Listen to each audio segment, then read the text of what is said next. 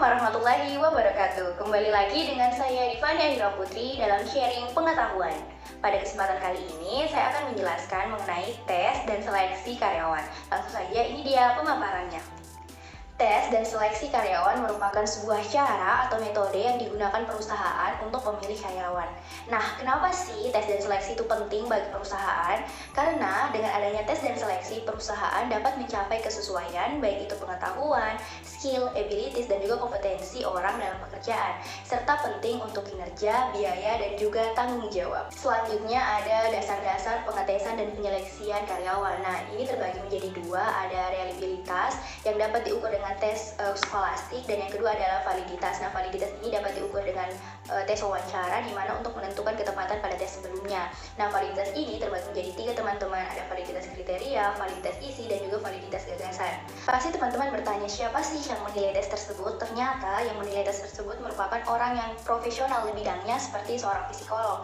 Nah, ada beberapa hal yang perlu diperhatikan perusahaan dalam tes dan seleksi karyawan. Yang pertama, tidak bias dalam menggunakan tes untuk seleksi dan melakukan analisis utilitas, yaitu analisis untuk menunjukkan mutu jika dan jika tidak menggunakan tes tersebut. Selanjutnya ada hak-hak individual peserta dan juga keamanan tes, di mana semua peserta mempunyai hak privasi dan juga umpan balik di sebuah standar untuk seorang psikolog, tapi bukan untuk hukum.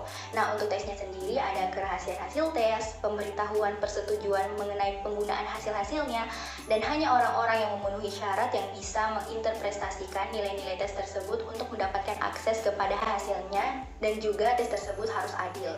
For your information, ternyata isu gender dapat mendistorsi hasil tes, sehingga pemberi kerja perlu menerjemahkan hasil tes dengan hati-hati. Adapun jenis-jenis tes yang dapat diterapkan oleh perusahaan, yang pertama ada tes kemampuan kognitif seperti tes inteligensia dan juga tes kognitif khusus. Yang kedua ada tes kemampuan motorik dan fisik. Yang ketiga ada tes mengukur kepribadian dan juga minat.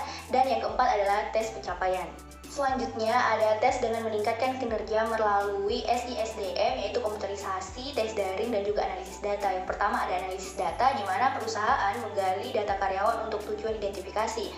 Yang kedua ada crowdsourcing, yaitu alat yang ditemukan oleh Google untuk menemukan interaksi pada karyawan. Yang ketiga ada alat peningkatan kandidat multimedia terkomputerisasi. Yang keempat ada media sosial. Dan kelima ada tes poligraf dan kejujuran. Yang keenam ada detektor kebohongan manusia. Dan yang ketujuh ada tes nafsa atau narkoba. Sekian dari saya, wassalamualaikum warahmatullahi wabarakatuh.